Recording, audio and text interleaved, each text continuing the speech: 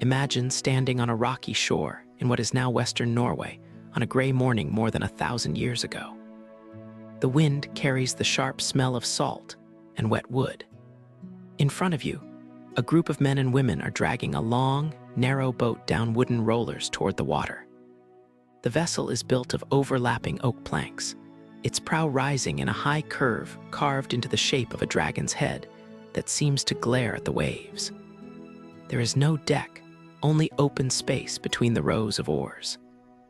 A single square sail of heavy wool hangs ready on a mast that can be stepped or unstepped as needed.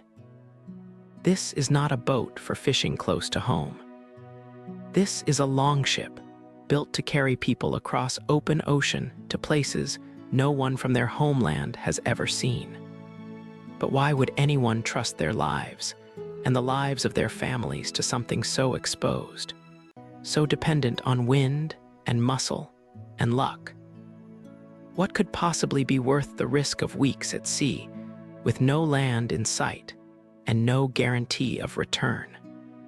The answer lies in what these ships made possible, and in how the people who built and sailed them came to see the sea itself not as a wall, but as a road that could be traveled. The longship did not appear in a single moment of invention. It grew out of centuries of boat-building knowledge along the coasts of Scandinavia and the Baltic. By the 8th century, the Norse had refined a clinker-built hull, thin, overlapping planks of oak fastened with iron rivets and sealed with tar and animal hair. The hull was light enough for a crew to lift it ashore or carry it across portages, yet flexible enough to ride the steep, breaking waves of the North Atlantic without shattering. The shallow draft let the same vessel beach on almost any sandy shore or row far up rivers. When the wind was fair, the square sail drove it forward at speeds that could surprise anyone who had only seen heavier, deeper-drafted ships. When the wind failed or the ship needed to maneuver in tight waters, disciplined crews of 30 to 60 men could row for hours. Archaeologists have recovered clear evidence of these vessels. The Gokstad ship, discovered in a burial mound in Norway and dating to around 890 CE, measures more than 76 feet long and shows exactly this balanced design, strong enough for open water, light enough to be handled by its crew. The even older Oseberg ship, richly decorated, follows the same principles. These were not experimental craft.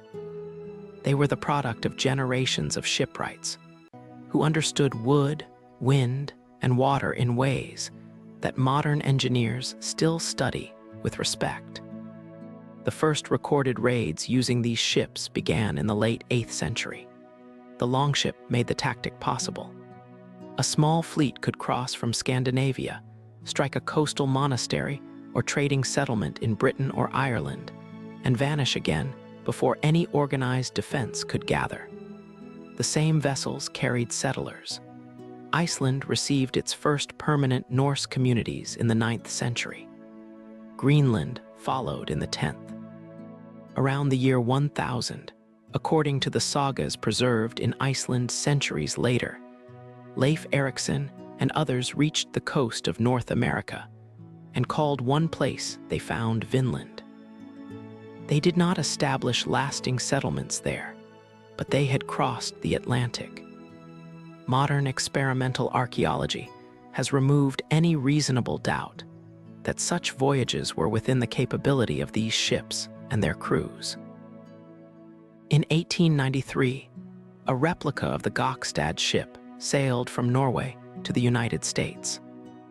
In 2016, the much larger Draken Harald Harfager, built as a reconstruction inspired by Viking-era designs and Norse saga descriptions, followed the northern route, Norway to Iceland to Greenland to Newfoundland, using only techniques and materials consistent with what we know of the period. The ship handled the open ocean when the crew understood its limits and its strengths. Those limits were real and unforgiving. Men rowed in shifts, slept under a simple tent or in the open, and lived on dried fish, hard bread, and whatever they could catch or trade along the way. Cold. Water and constant wet clothing drained strength and invited illness. Yet the hull's flexibility and the crew's practiced rhythm gave them a margin the sea rarely grants the unprepared or the unskilled. Navigation relied on the same deep reading of sky and water that we have seen in earlier episodes of this series. The voyagers watched the sun's height at noon and the rising and setting points of familiar stars. They noted the flight lines of seabirds at dawn and dusk. They felt changes in the swell that hinted at land still below the horizon. In fog or storm, they fell back on dead reckoning and the memory of previous voyages. Mistakes were costly, sometimes fatal, but the accumulated knowledge passed from one generation to the next reduced the odds. The same mental maps that let people cross the Timor Sea 65,000 years ago or move along the Kelp Highway 16,000 years ago were at work here, refined for northern waters and northern skies. The Longship did more than move bodies from one place to another. It moved ambition, trade, settlement, and conflict. Small groups from a narrow, often harsh northern environment could reach Britain, Ireland, the islands of the North Atlantic, and briefly the edge of North America. They traded furs, walrus ivory, and timber. They raided when it served their purposes. They settled when land seemed promising. The genetic and linguistic traces of those voyages still mark populations from the Shetlands to Iceland and parts of coastal North America today. The ships turned distance from an absolute barrier into something that could be negotiated with skill, courage, and the right vessel. But the same technology that opened the North Atlantic also carried within it the seeds of its own transformation. By the 12th and 13th centuries, larger decked cargo vessels, changes in European politics, and the growing importance of bulk trade began to favor different designs. The Longship's moment as the dominant tool of Norse expansion passed. Yet the pattern it established, a willingness to trust wood, sail, and human skill against the open sea, did not disappear. It simply changed form as other peoples took up the same challenge with their own ships and their own knowledge. If you had stood on that rocky shore watching the dragon-headed prow slide into the gray water, would you have stepped aboard? The men and women who did changed the map of the northern world in ways that still echo in language, genetics, and place names more than 1,000 years later. The sea did not become safer because of them. It simply became smaller, more connected, more known. The story of the Longship is not only about raids or even about settlement. It is about what happens when people build a tool that lets them treat the horizon as a destination rather than an ending. The same impulse that carried the first boats to Australia 65,000 years ago carried these vessels across the North Atlantic. The tools changed. The human willingness to risk everything on what lay beyond the visible world did not. What would our world look like today if those northern shipwrights and sailors had never looked at the open water and decided it was a road worth traveling? Picture a double-hulled canoe moving across the open Pacific under a sky so full of stars that the horizon itself seems to tilt. The two narrow hulls are connected by a broad platform of lashed timbers. On that platform stand men and women who have already been at sea for days. There is no compass, no sextant, no written chart. The navigator stands near the stern, eyes moving constantly between the horizon, the pattern of swells under the hull, and the steady wheeling of stars overhead. Somewhere ahead, too far to see, lies an island no one on board has ever visited. They intend to find it anyway, and then to return home to tell others how to do the same. How did people without writing, without metal tools, without any of the instruments we now consider essential turn the largest ocean on Earth into a network of known pathways that could be traveled reliably for centuries? The answer lies in a system of observation, memory, and teaching that modern science is only beginning to fully appreciate. And in the canoes that made the journeys possible in the first place. Polynesian voyaging began more than 3,000 years ago in the islands of Southeast Asia and the Western Pacific. As communities moved eastward, they developed larger, more stable canoes. The classic double-hulled design, two narrow hulls joined by a broad platform, gave both speed and carrying capacity. It could transport families, the plants and animals needed to start new settlements, and enough water and food for passages that could last weeks. By the time voyagers reached the Central Pacific, they had refined both the craft and the knowledge needed to use it across open ocean. Navigation was the critical skill, and it was taught as a living tradition rather than written down.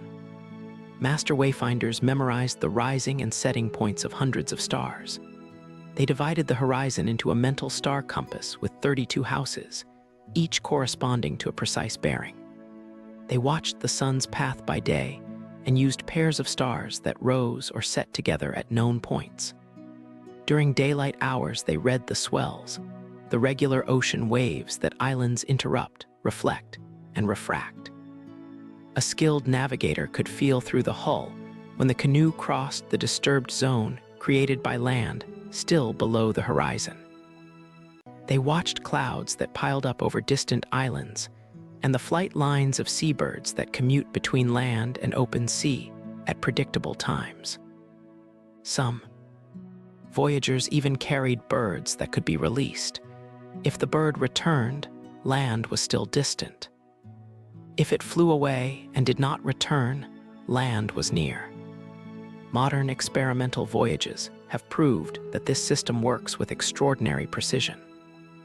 The canoe Hokula, built in Hawaii in the 1970s using traditional methods, has sailed thousands of miles using only these techniques. Crews led by master navigators, such as Nainoa Thompson, guided in the early voyages by Micronesian navigator Maupiailug, have repeatedly reached Tahiti from Hawaii and returned passages of more than 2,000 miles with no land in between. The success rate improved as the navigators relearned and refined the old knowledge that had been partially lost during the period of European contact and colonization. The sea had not changed. The human ability to read it had simply been allowed to reawaken and be tested again under controlled conditions. The physical cost of these voyages was high. Voyagers lived on the open platform, exposed to sun, rain, wind, and the constant motion of the sea. They managed water carefully and fished when conditions allowed. The mental strain of staying alert for days and nights, of holding a living map in the mind while the body grew tired and salt-stung, tested human limits.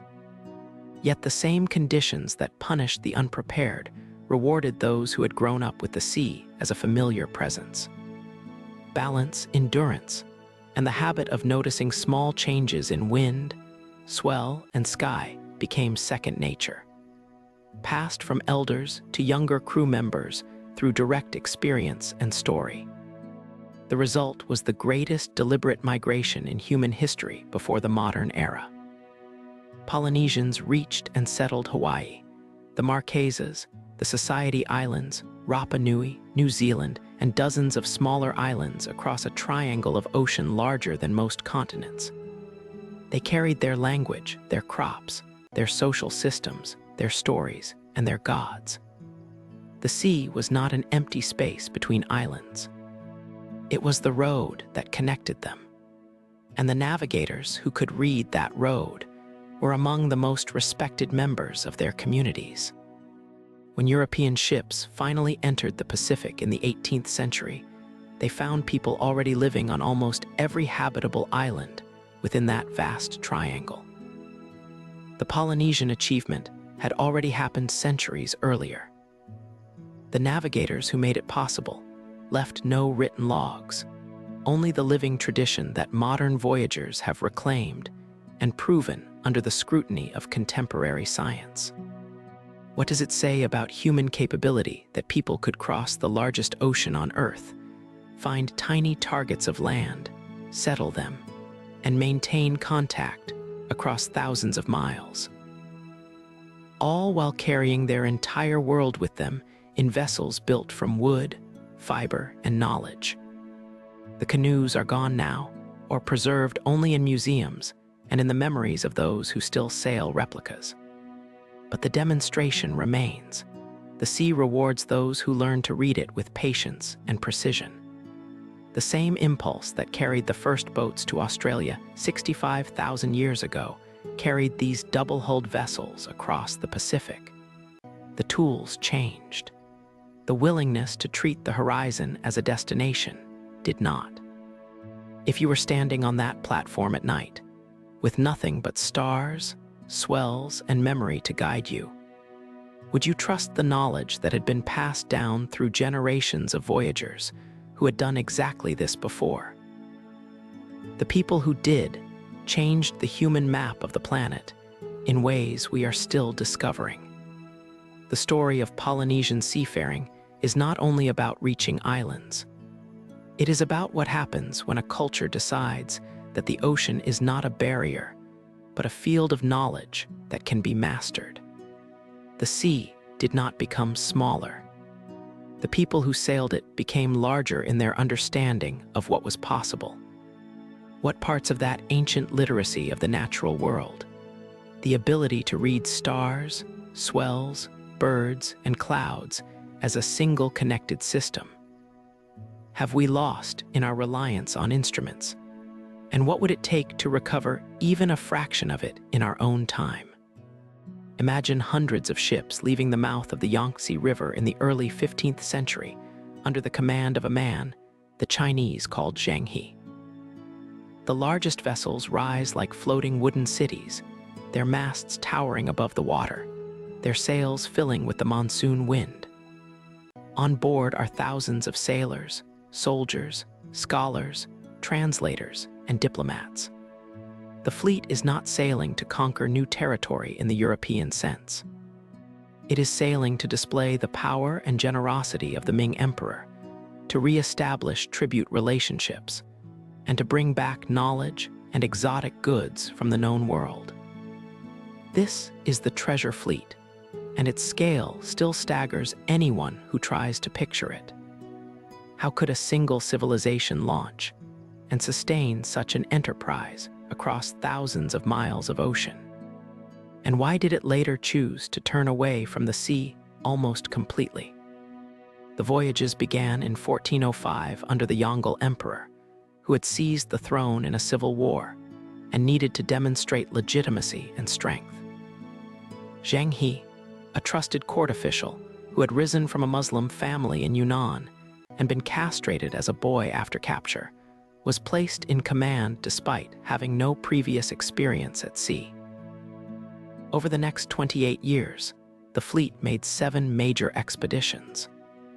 They visited ports in Southeast Asia, India, the Persian Gulf, and the east coast of Africa as far south as modern Kenya. They returned with tribute, exotic animals, including a giraffe that was interpreted as a killin, a creature of good omen, and stories that reached the emperor's court. The scale remains difficult to grasp even today. Contemporary Ming records speak of fleets numbering 200 to 300 ships carrying up to 28,000 people on a single voyage. The largest treasure ships were described in later official histories as enormous. Some accounts claim lengths approaching 400 feet with multiple decks and 9 masts. Modern historians debate these figures. Physical evidence is limited, but a massive rudder post recovered from a Ming shipyard in the 20th century suggests vessels of at least 300 feet were built. Even conservative estimates make these the largest wooden ships constructed anywhere in the world up to that time. They carried sophisticated watertight compartments, large crews, and enough supplies for long voyages.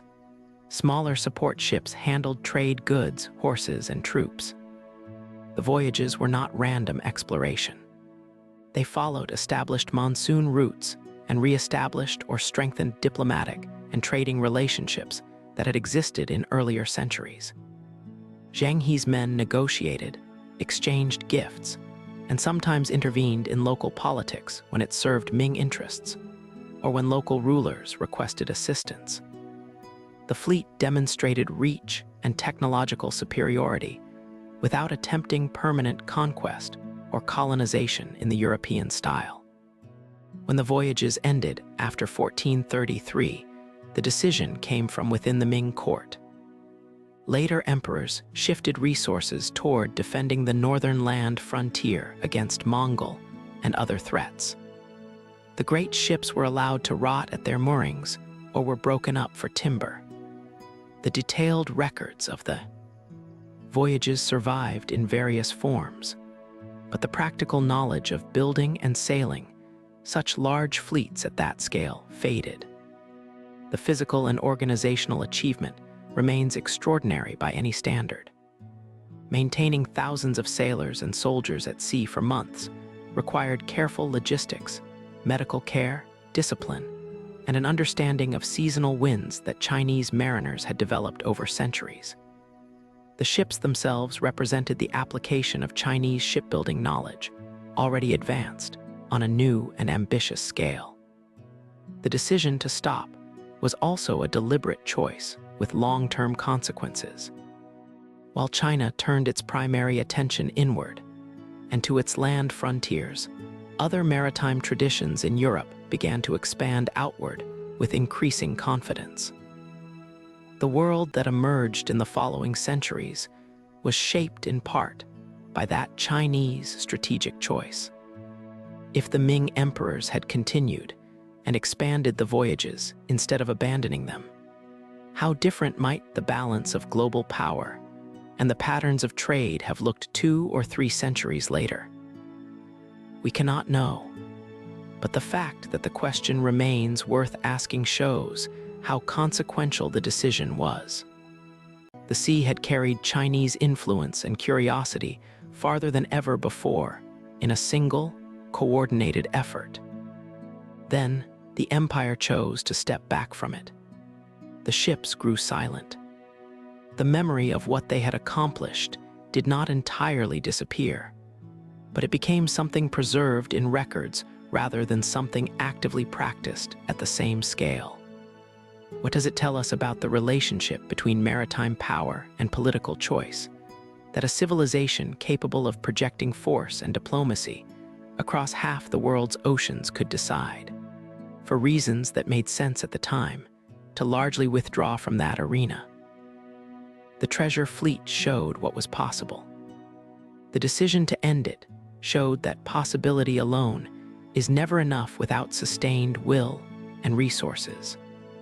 The story of Zheng He's voyages is not only about ships or even about China. It is about what happens when a state decides that the sea is worth systematic investment on a grand scale, and what happens when it later decides that other priorities matter more. The horizon did not change. The willingness to sail toward it did. If you were standing on the dock watching those hundreds of ships prepare to leave, carrying the emperor's orders and the accumulated knowledge of generations of Chinese mariners, would you have believed that within a few decades the fleet would be gone and the knowledge largely set aside? The people who lived through that transition could not have known how consequential it would prove to be for the shape of the world that followed. The sea remembers what we build and what we abandon. Zheng He's fleet is gone, but the demonstration that large-scale, long-distance maritime power was possible remains part of the longer human story of learning to cross water and return with something worth the risk. Picture a small, sturdy ship slipping out of a Portuguese harbor on the Atlantic coast in the middle of the 15th century. Its hull is rounded and relatively deep for its size. Its sails, a combination of square canvas on the mainmast and triangular lateen sails on the mizzen that can be trimmed and angled to catch the wind from almost any direction.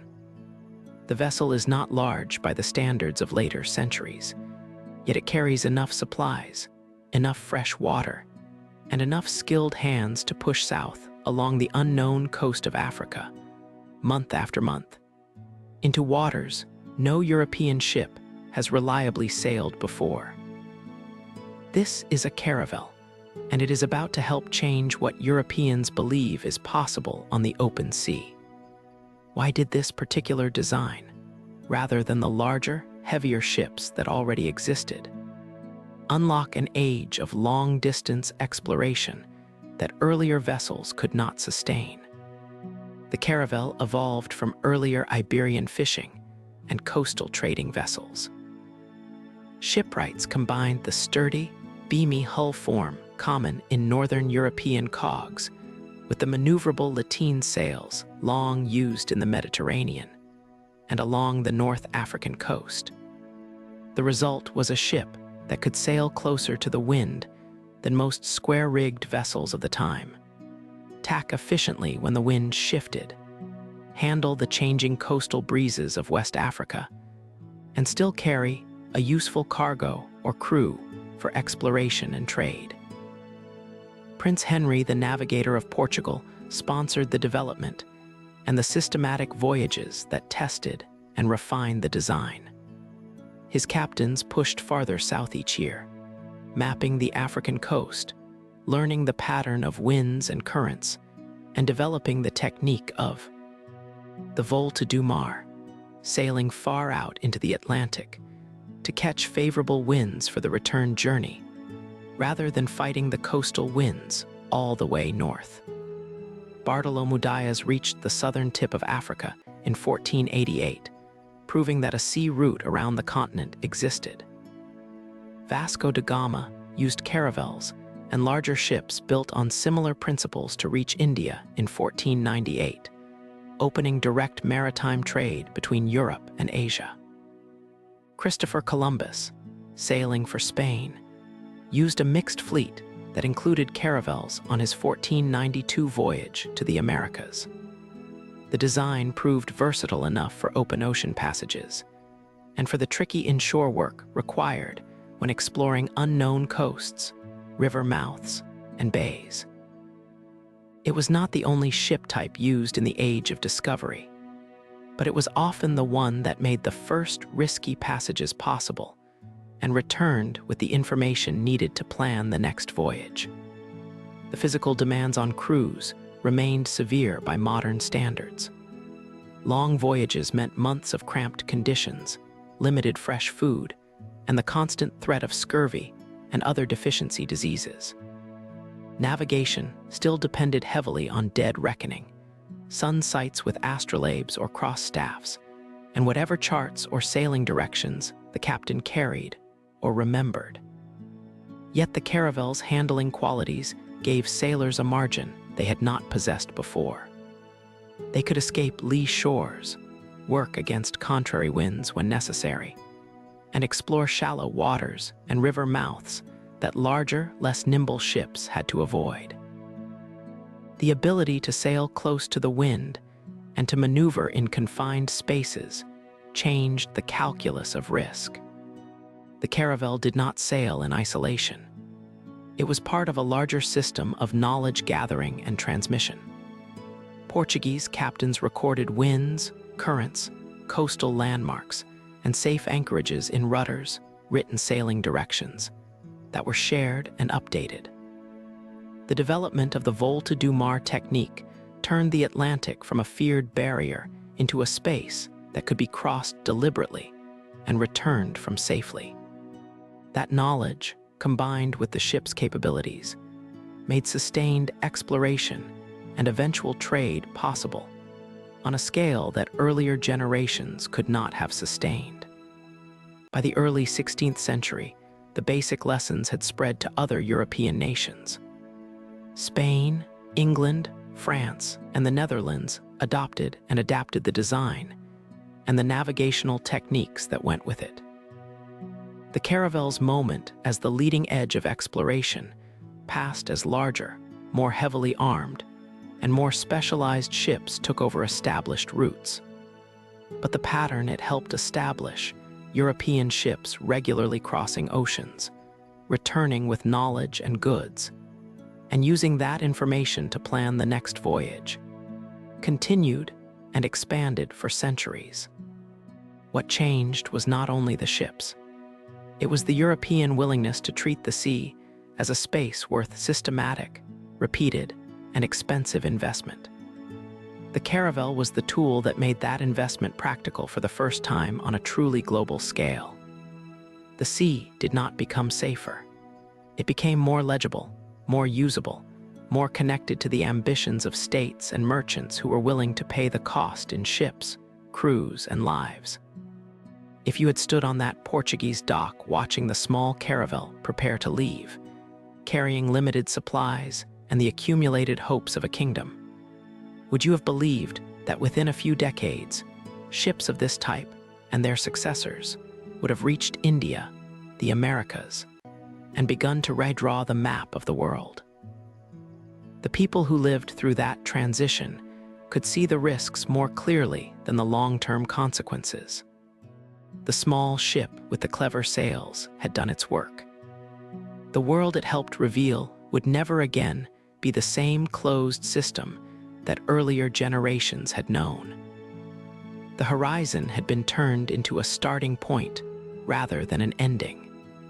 The story of the Caravel is not only about a hull shape or a sail plan. It is about what happens when a culture decides that the sea is worth learning to read and worth risking lives and treasure to cross. The same impulse that carried the first boats to Australia and the Longships across the North Atlantic carried these small, tough vessels down the coast of Africa and beyond. The tools changed. The willingness to treat distance as something that could be overcome did not. What parts of that old bargain, risk, skill, investment, and the permanent presence of the unknown horizon still shape the way we move goods and people across oceans today, even though our ships no longer depend on wind alone? Imagine 5 ships leaving the harbor of Seville in September 1519. The largest is barely 100 feet long. On board are roughly 270 men from several European nations.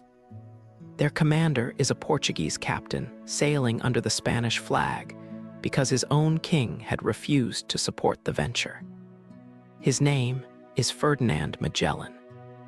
The plan is to find a western sea route to the Spice Islands of Southeast Asia, the source of cloves, nutmeg, and pepper that European merchants had long wanted to reach without paying the prices demanded by Arab and Venetian middlemen. No one on board knows how far the journey will actually take or how many of them will live to see the end of it.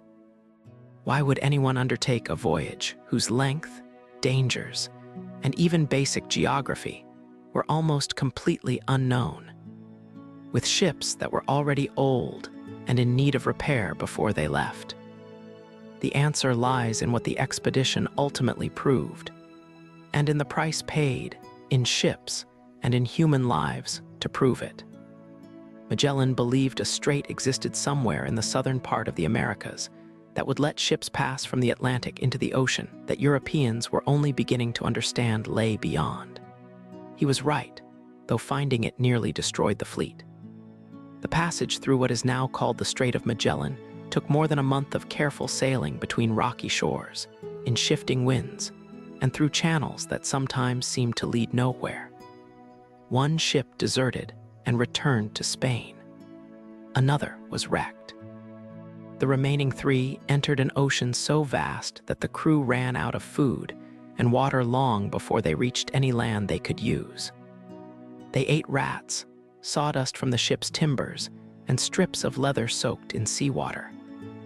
Scurvy killed many when they finally reached the Philippines. Magellan himself was killed in a conflict with local forces. Only one ship, the Victoria under the command of Juan Sebastián Elcano, completed the return voyage around the Cape of Good Hope and back to Spain in September 1522. 18 men survived the final leg of the journey. The voyage had lasted almost 3 years.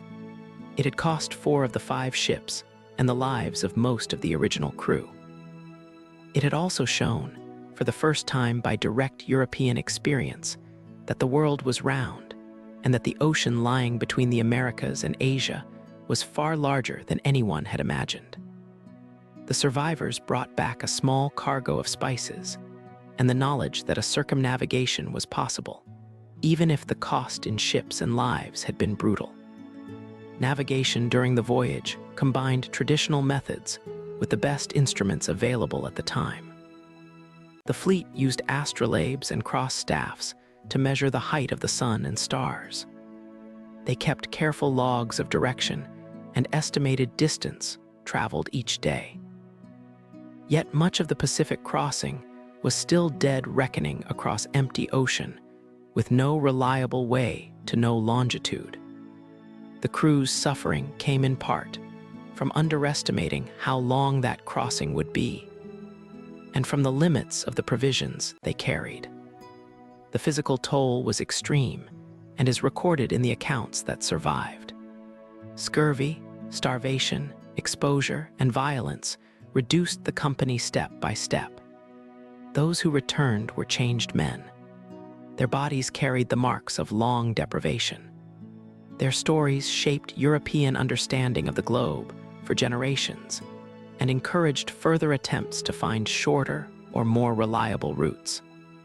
The circumnavigation did not immediately open regular trade routes.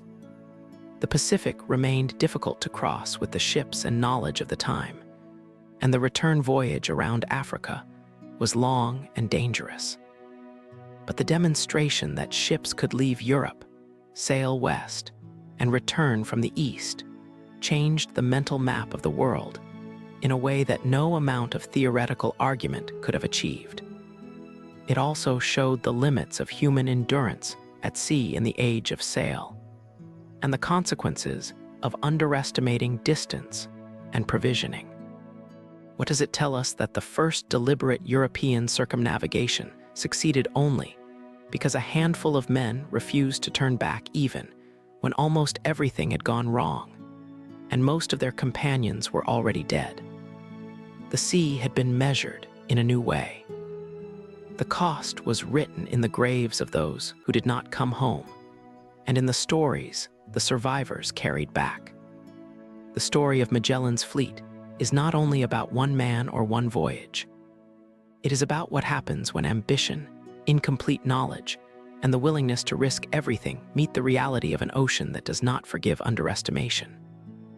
The same impulse that carried the first boats to Australia, the Longships across the North Atlantic, and the Caravels down the coast of Africa carried these 5 battered ships into the Pacific and around the world. The tools were still wood, sail, and human endurance. The willingness to treat the horizon as a destination rather than an ending had not changed. If you had been standing on the dock in Seville, watching those 5 ships prepare to leave, carrying limited supplies and the accumulated hopes and rivalries of European kingdoms, would you have believed that only one would return, and that the men who survived would have proven something that changed how every European monarch and merchant thought about the shape of the world? The people who lived through that transition could see the immediate risks more clearly than the long-term consequences. The horizon had been turned into a circle that could, at terrible cost, be closed. The sea did not become smaller. The human understanding of what was possible upon it became larger, even as the price of that knowledge remained written in loss. What parts of that old bargain, ambition, incomplete knowledge, endurance, and the permanent presence of risk, still shape the way we explore and connect the world today? Even though our ships and our instruments have changed beyond anything Magellan's crew could have imagined. Picture a ship's captain standing on a pitching deck in the middle of the Atlantic Ocean on a clear night in the 18th century. He knows his latitude from the height of the sun at noon or from the stars. He has no reliable way to know his longitude, how far east or west he has traveled since leaving a known port. A mistake of even a few degrees can put his vessel hundreds of miles off course and onto rocks or reefs he cannot see until it is too late. Storms, uncharted islands, and simple accumulated error have already claimed too many ships and too many lives. The problem is as old as open ocean sailing. But in the 18th century, it has become urgent enough that governments are willing to pay fortunes to anyone who can solve it. How do you find your exact east-west position on a moving ship when the only reliable clock you have is the sun and the stars? And when every method proposed so far has proven either impractical or dangerously inaccurate? The answer came from one man's decades-long obsession with building a timepiece that could survive the constant motion, temperature changes, and humidity of a long sea voyage. And from the political and scientific machinery that eventually recognized and rewarded his achievement. In 1714, the British government, responding to a series of naval disasters caused by navigational error, established the Board of Longitude and offered a prize of up to £20,000, an enormous sum at the time, for a practical method of finding longitude at sea. Many proposals arrived. Most were either theoretically elegant but impossible to use on a rolling deck, or required clear skies and complex calculations that ordinary sailors could not perform. John Harrison, a Yorkshire carpenter and self-taught clockmaker, took a different path. He believed the answer lay in a mechanical clock accurate enough to keep the time of a known starting point throughout a voyage lasting months. If a ship carried such a clock set to the time at the home port, the difference between that time and the local time of noon determined by the sun would give the longitude. Harrison built a series of marine chronometers, each one addressing problems the previous version had revealed. His early models were large, heavy, and complicated. His fourth, known as H4, completed in the 1750s, was smaller, more robust, and finally accurate enough after long sea trials on Royal Navy vessels. Captain James Cook carried a copy of H4 on his second voyage to the Pacific and praised its performance in his journals. The Board of Longitude eventually paid Harrison the prize money after years of testing. Political resistance from some astronomers who favored lunar distance methods, and repeated demonstrations that the clock worked under real conditions at sea. The physical challenge of building such a clock was immense. Temperature changes make metal expand and contract, altering the rate of the mechanism. The constant motion of the ship tries to stop or accelerate the balance wheel. Humidity corrodes parts. Harrison solved these problems with new materials, new escapement designs, and careful compensation systems that adjusted for temperature. His clocks were works of mechanical art as well as practical instruments, and they proved that the problem of longitude could be reduced to something a skilled maker could solve with patience, observation, and craftsmanship. The payoff was measured in lives saved and in commerce made more reliable. Ships could now plot courses with greater confidence. They could avoid dangerous coasts in poor visibility.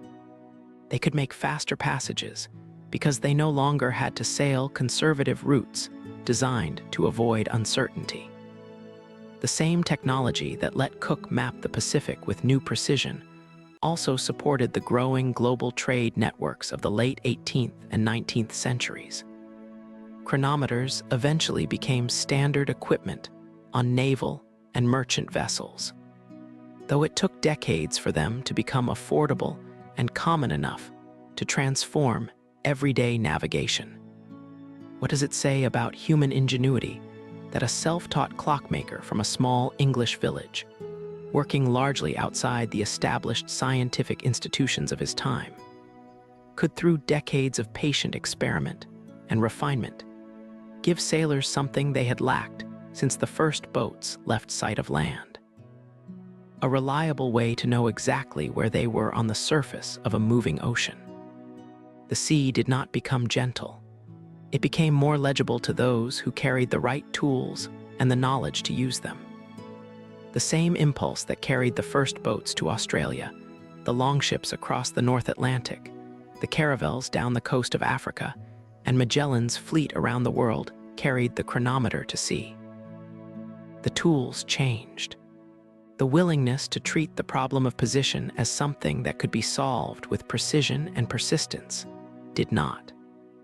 If you were standing on that pitching deck at night, knowing that a mistake in longitude could mean the difference between a safe harbor and a reef, would you have trusted a mechanical clock built by a man most of the scientific establishment had once dismissed?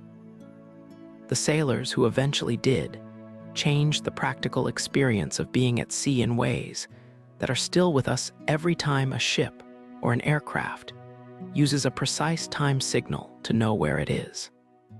The horizon had not changed. The ability to read it with confidence had.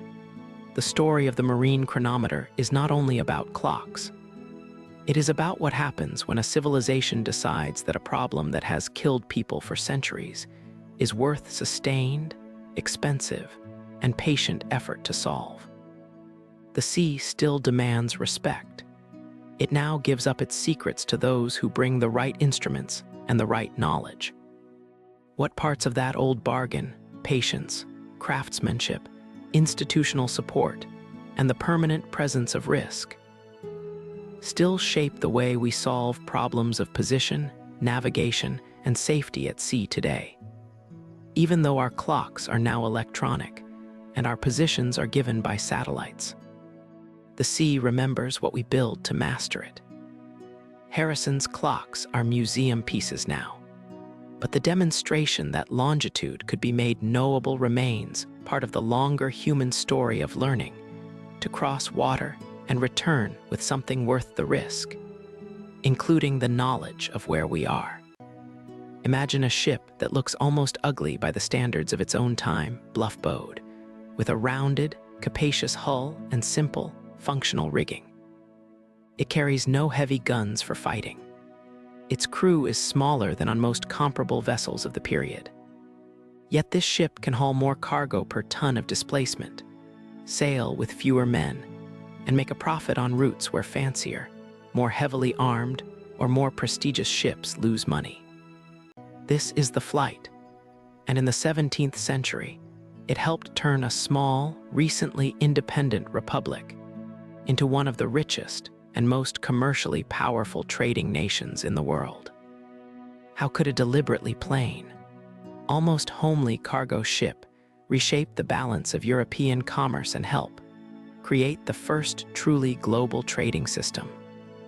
The Dutch Republic in the 1600s faced both a problem and an opportunity. The problem was limited land, limited natural resources, and the constant threat of larger neighbors. The opportunity was a strategic geographic position astride the trade routes of Northern Europe and growing access to markets in the Baltic, the Mediterranean, and eventually Asia and the Americas. Dutch shipbuilders responded with the Fluyt, a vessel optimized for carrying capacity and low operating cost rather than speed or fighting power. The hull was wide and deep, maximizing cargo space. The superstructure was kept low to reduce wind resistance and save on expensive timber. The rigging was simple enough that a relatively small crew could handle it on long voyages. The result was a ship that cost less to build and operate than most competitors while carrying more goods per ton sailed. The economic effect was immediate and widespread. Dutch merchants could undercut prices on grain from the Baltic, timber from Scandinavia, fish from the North Sea, and eventually spices, textiles, and other goods from Asia.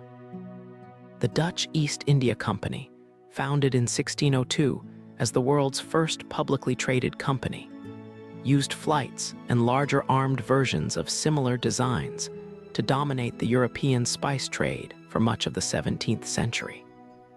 Amsterdam became Europe's busiest port and a center of finance, insurance, and information. The wealth generated by these efficient ships helped fund the Dutch Golden Age in art, science, publishing, and religious tolerance that still shapes how we think about that period. The Fluyt was not beautiful in the way that warships or fast traders were. Contemporary paintings and prints sometimes show it as a workhorse among more elegant vessels. Its very plainness was the point. Every design choice served the single goal of moving goods at the lowest possible cost per ton-mile. That discipline scaled.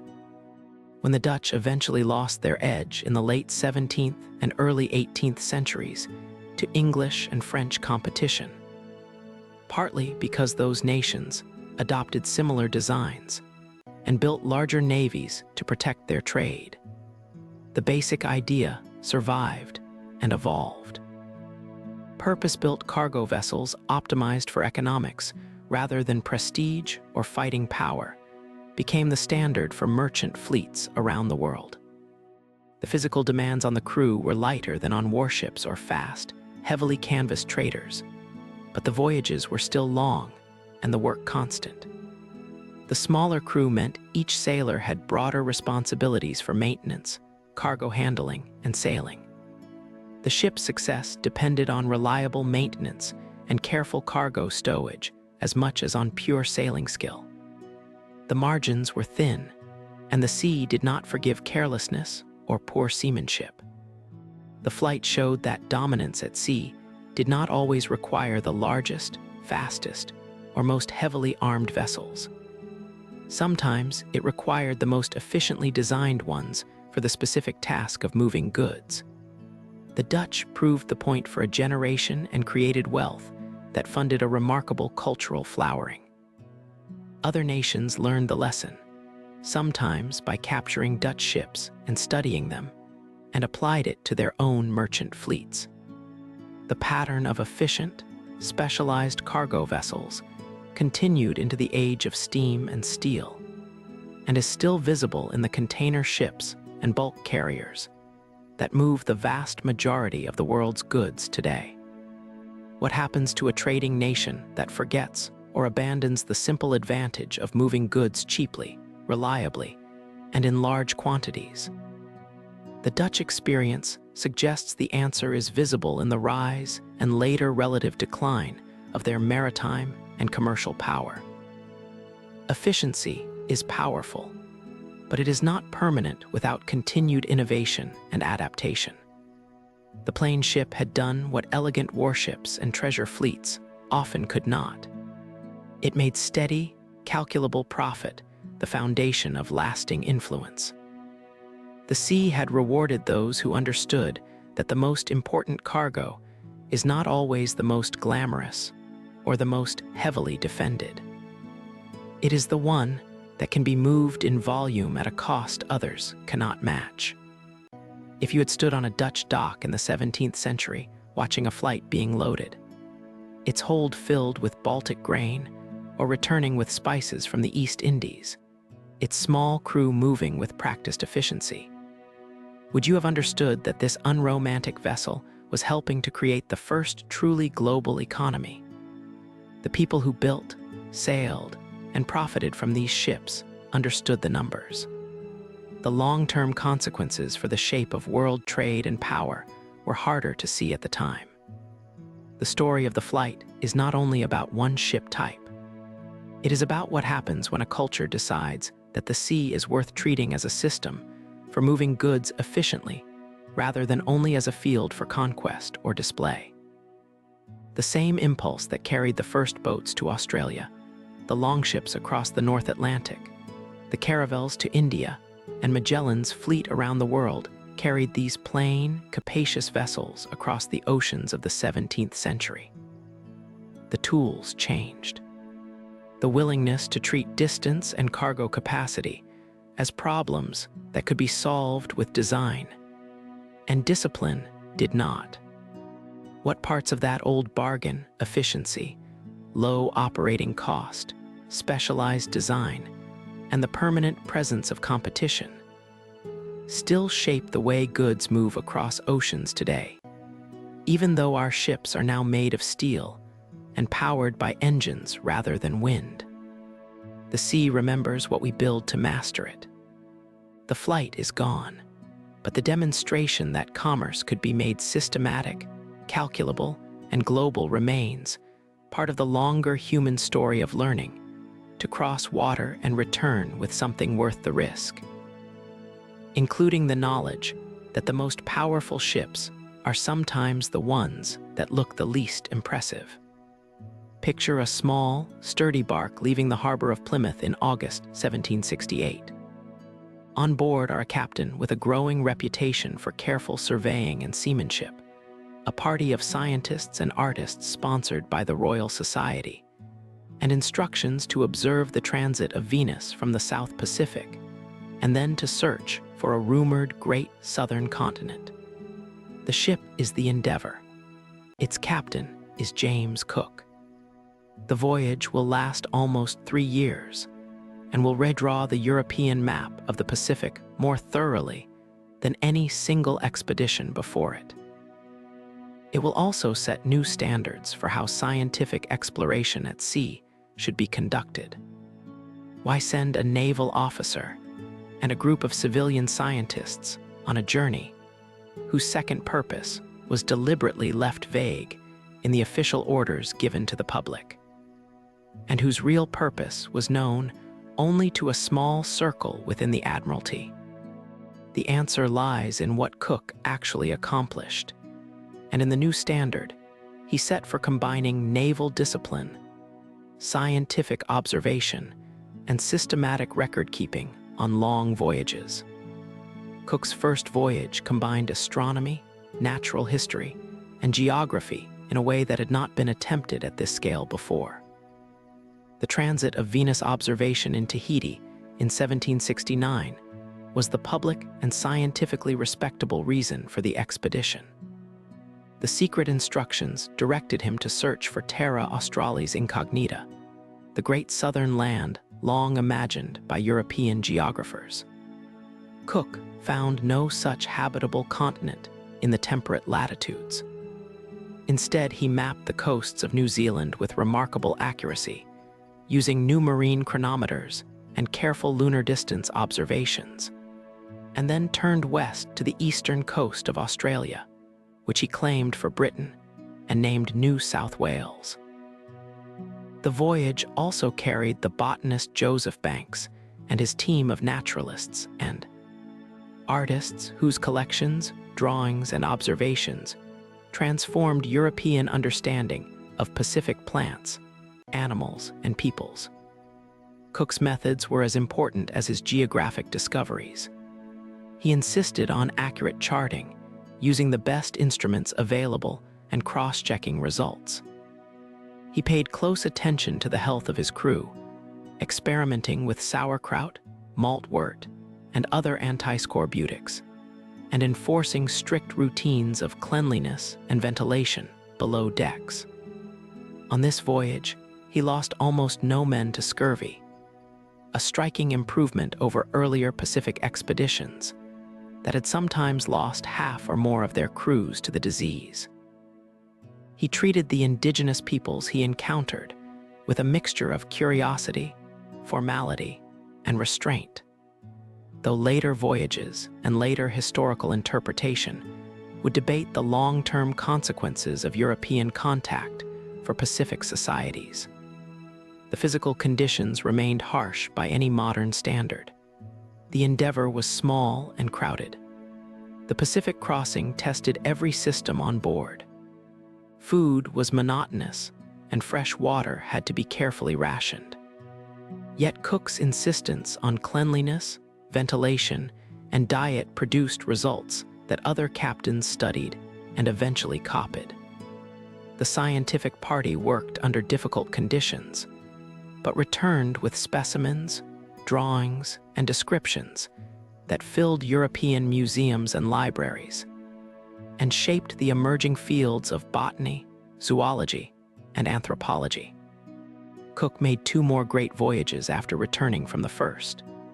The second finally laid the ghost of a habitable southern continent to rest by crossing the Antarctic Circle multiple times. The third explored the North Pacific, searched for the Northwest Passage from the Pacific side, and ended with Cook's death in Hawaii in February 1779 during a conflict with local forces.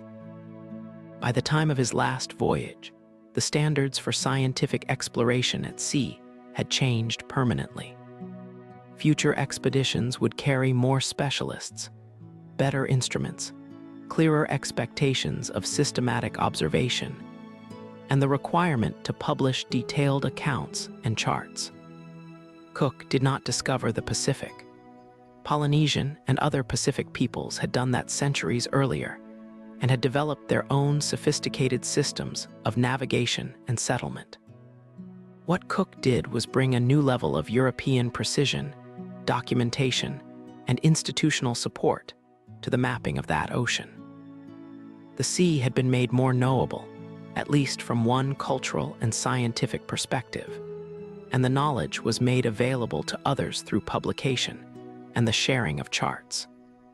What does it mean that the same voyages that expanded European knowledge and mapped new coasts also began the process of integrating the Pacific into European empires, economies, and systems of thought?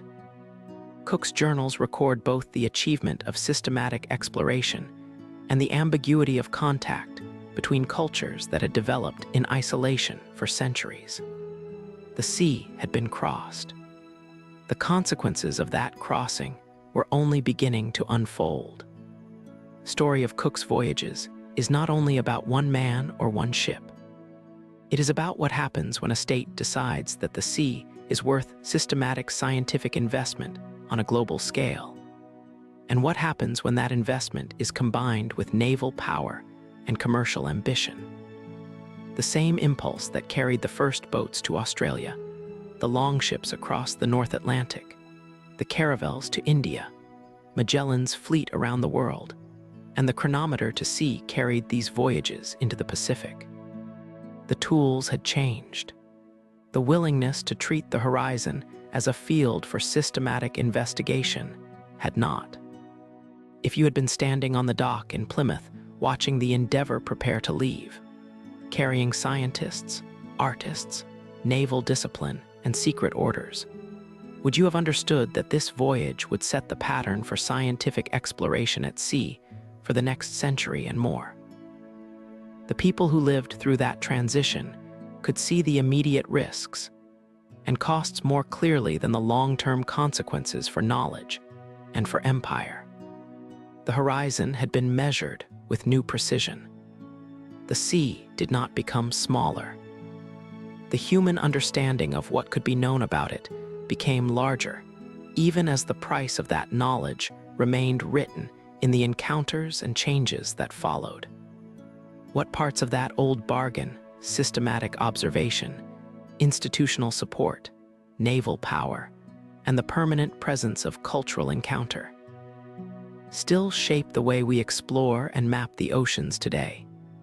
Even though our ships and our instruments have changed beyond anything Cook's crew could have imagined, the sea remembers what we build to understand it. Cook's charts are still studied. His journals are still read. The demonstration that long-distance scientific exploration could be made systematic and cumulative remains part of the longer human story of learning to cross water and return with something worth the risk, including knowledge itself. Picture 2 sleek, sharp-hulled ships racing toward the English Channel in the 1860s. Their masts carry clouds of white canvas. Every sail is drawing. The crews work the braces and sheets with the precision of athletes who have trained together for months. These are T-clippers, built for speed rather than capacity or fighting power. The first ship to reach London with the new season's tea from China will command the highest prices and the greatest prestige. The race is not just sport. It is serious business in a competitive global trade. How did the pursuit of speed under sail shape the last great era of merchant shipping before steam? And the Suez Canal changed the economics of long-distance trade forever. The clipper ship emerged in the United States in the 1840s and reached its peak in the 1850s and 1860s. British builders soon matched and sometimes surpassed American designs. The hull was long and narrow, with a sharp bow designed to cut through waves and fine lines aft to reduce drag. The rig was tall and complex, carrying far more sail area relative to hull size than earlier cargo ships. The result was a vessel that could average 14 or 15 knots on a good passage, and sometimes more in strong winds.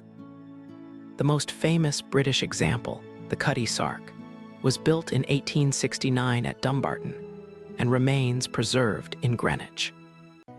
Its great rival, the Thermopylae, was launched the same year in Aberdeen and consistently beat many of its competitors on the tea runs. The tea trade provided the most dramatic and visible races. Ships left Chinese ports in the spring with the first pickings of the new crop. They raced south through the China Sea, across the Indian Ocean, around the Cape of Good Hope, and north to London or New York. The fastest passages took roughly 90 to 100 days. The competition was fierce because the first tea on the London market fetched premium prices. Crews were highly skilled and often better paid than on ordinary cargo ships. The ships themselves were expensive to build and maintain, and they carried relatively light, high-value cargoes. When steamships became reliable on long routes, and the Suez Canal opened in 1869, shortening the distance to Asia dramatically for powered vessels, the economic logic of the pure sailing clipper began to collapse. The physical demands on the crews were intense. Driving a tall ship hard in the roaring 40s and around the Cape required constant vigilance, hard physical work in cold and wet conditions, and the ability to make quick decisions when sails needed to be shortened or the ship needed to be maneuvered in heavy weather. The reward was the satisfaction of a fast passage, and for the owners and captains, profit and prestige. The risks were real: dismasting, structural failure in extreme conditions, or simply being beaten by a rival on a particular passage. The era produced its share of dramatic stories of record passages, and also its share of losses and near disasters. By the 1880s, most long-distance bulk trades had shifted to steam. The clippers that survived moved into other niches, wool from Australia, or the last years of the tea trade itself before steam, and the canal made the old route obsolete. The Cutty Sark ended its working life as a wool clipper, and then as a training ship. The Thermopylae was sold to Portuguese owners and eventually scuttled. The age of the pure sailing merchant ship, optimized for speed on long routes, was closing. Though sailing vessels continued to carry bulk cargoes economically into the 20th century on certain routes. What the clippers left behind was a demonstration of what could be achieved when speed itself became the product being sold. They also left a visual and romantic legacy: the image of the tall ship under a cloud of canvas racing across the ocean, that still shapes how many people imagine the final flowering of commercial sail. The sea had rewarded those who could make it yield time as well as distance. Then it moved on to new technologies that made even the fastest clipper seem slow by comparison. The story of the tea clippers is not only about speed or even about sail. It is about what happens when competition, global trade, and technological possibility align to reward a particular kind of ship and a particular kind of seamanship. The same impulse that carried the first boats to Australia, the Longships across the North Atlantic, the Caravels to India, Magellan's fleet around the world, the Chronometer to sea, and Cook's voyages into the Pacific carried these sleek, demanding vessels on their record passages. The tools changed. The willingness to treat the sea as a space where time and distance could be negotiated with skill and design did not. If you had been standing on the dock in London or Shanghai, watching one of these clippers prepare to race, with its crew moving with practiced urgency, and its owners calculating the potential profit from arriving first, would you have understood that this was the last great flowering of commercial sail before steam and the canal changed everything? The people who lived through that transition could see the immediate drama and the immediate economics more clearly than the long-term shift in how goods would move across oceans. The horizon had been turned into a racetrack for those willing to pay the cost in ships, crews, and risk. The sea did not become smaller. The human ability to extract speed from wind and hull reached a peak that would not be matched again under sail alone. What parts of that old bargain, competition, specialized design, skilled crews, and the permanent presence of risk, still shape the way we move high-value or time-sensitive goods across oceans today? Even though our ships are now powered by engines, and the races are measured in hours rather than days, the sea remembers what we build to master it. The clippers are gone or preserved as museums. The demonstration that speed under sail could be made into a commercial product remains part of the longer human story of learning to cross water and return with something worth the risk, including the knowledge that even the most beautiful and demanding ships have their moment and then give way to what comes next. Imagine a harbor in the early 20th century. The tall masts and complex rigging of the sailing era are still visible in some corners, but they are outnumbered now by the funnels, steel hulls, and regular schedules of steamships. The transition is not complete everywhere, but it is irreversible on the main trade routes. The age of sail that began with dugout canoes 65,000 years ago and reached its most refined commercial expression in the T-clippers is giving way to something faster, more reliable, more scalable, and ultimately larger in its economic and strategic consequences than anything that came before. What did the shift from sail to steam and from wood to steel actually change about humanity's relationship with the sea? And what remained fundamentally the same? The change was not sudden. Steamships appeared in the early 19th century on rivers and sheltered coastal waters where fuel could be obtained and schedules mattered. The first ocean crossings under steam power were risky, expensive, and often dependent on a combination of steam and sail. Gradually, improvements in engines, boilers, iron, and then steel hulls, and the development of reliable coaling stations around the world made steam competitive on longer routes. By the 1870s and 1880s, steam had captured most passenger traffic and high-value cargo trades. Sailing ships remained economical for some bulk cargoes, grain, timber, nitrates, well into the 20th century on certain routes, but their share of world trade steadily declined.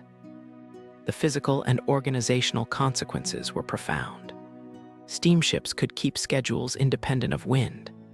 They were less vulnerable to being becalmed or driven off course by storms. They could be built larger because engine power scaled more easily than sail area, and because steel hulls could be made stronger and larger than wooden ones. The result was a merchant fleet that could move goods in quantities and at speeds that earlier generations would have found unimaginable. Global trade volumes rose dramatically. Supply chains lengthened. Cities and nations became more tightly linked by regular, predictable maritime traffic. The opening of the Suez Canal in 1869 and the Panama Canal in 1914 further compressed distance and time for steam-powered vessels. Navigation and crew skills also changed. The sextant and chronometer remained important, but radio, and later radar, gyrocompasses, and eventually electronic navigation systems reduced the isolation of ships at sea and the reliance on purely celestial methods. Crew sizes on steam and later motor vessels eventually dropped as automation and better machinery reduced the labor needed to operate the ship. The romantic image of the wind-driven ship under a cloud of canvas gave way to the industrial reality of the engine room, the stokers, and the bridge officers who managed complex machinery and schedules. Yet the sea itself did not change. Storms still sank ships. Ice still threatened northern routes. Fog still hid dangers. Human error still caused collisions and groundings. The fundamental challenges of distance, weather, and the limits of human judgment remained. What changed was the margin of safety and the economic calculation that justified regular, large-scale crossings. A ship that could reliably arrive on schedule could be integrated into industrial production and distribution systems in ways that wind-dependent vessels never could. The transition also marked a shift in who controlled maritime power. Nations that industrialized early, invested in shipbuilding, developed coaling stations and later oil infrastructure, and built modern navies to protect their trade-gained advantages that carried into the 20th century and beyond. The patterns of trade and migration that had been shaped by sail were redrawn by steam, by the internal combustion engine, by containerization in the late 20th century, and by the rise of air freight for high-value goods. The sea remained the primary highway for bulk goods, but the rules of the highway had changed. Looking back from the present across the entire arc of this series, from the first deliberate sea crossings 65,000 years ago to the container ships and bulk carriers that move the vast majority of the world's goods today, the story forms a single, continuous thread. Each stage solved some problems and created new ones. Each stage expanded what humans could move across water and what they could know about the world beyond their own shores. Each stage required new skills, new institutions, new investments, and new forms of courage. The dugout canoe, the reed boat, the longship, the caravel, the Fluyt, the tea-clipper, and the modern steel vessel are all answers to the same ancient question. How do we cross the water safely, reliably, and in sufficient quantity to make the risk and the cost worthwhile? And how do we return with something that justifies the effort? The sea still asks that question of anyone who steps aboard or who depends on the goods that arrive by sea. The tools have changed beyond recognition. The courage, the curiosity, the willingness to invest in knowledge and technology, and the permanent presence of risk have not. What parts of that old bargain, risk, skill, investment, adaptation, and the permanent presence of the horizon, still shape the way we live now that the oceans are mapped, measured, crossed daily by machines our ancestors could not have imagined, and yet remain capable of reminding us, in storms and in disasters, that they were never truly tamed. The story of seafaring is not finished. It has only changed its language and its scale. The water remains, and so does the human need to go out upon it, to bring back what we need, and to return home with stories of what lies beyond the visible world. The first people who pushed a dugout canoe into the surf 65,000 years ago would recognize the impulse, even if they would not recognize the ships. The sea remembers what we build to master it. It also remembers what we abandon, and what we take for granted. The horizon is still there. The question of whether we will continue to treat it as a destination rather than an ending is still ours to answer.